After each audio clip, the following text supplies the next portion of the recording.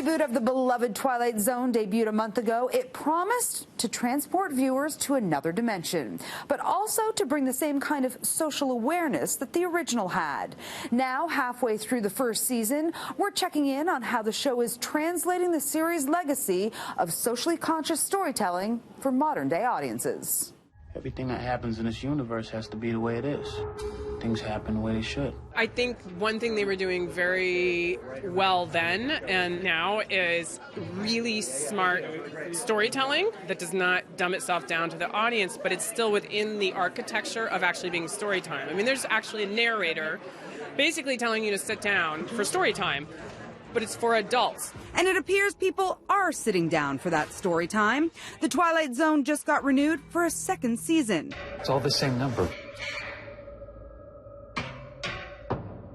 What are the odds of that? The series was co-developed by Hollywood's current it boy of horror, Jordan Peele, who also serves as host and narrator.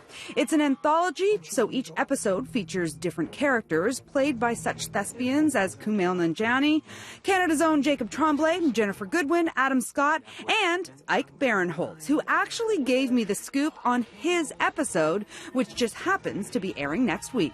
The episode I'm in, the one that I feel it shares the most DNA with from the classics are The Monsters Are Due in Maple Street. Mr. Brand, please don't leave here.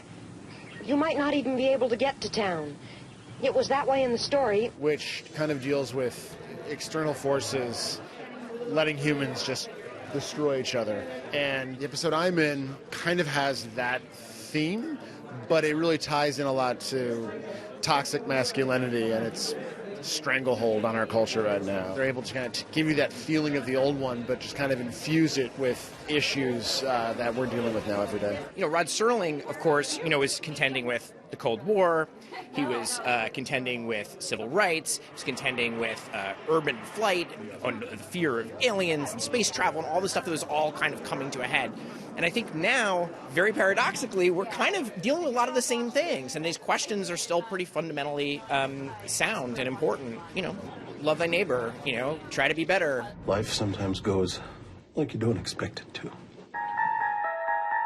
The Twilight Zone airs every Thursday night right here on City TV. If you miss an episode, you can catch up at citytv.com.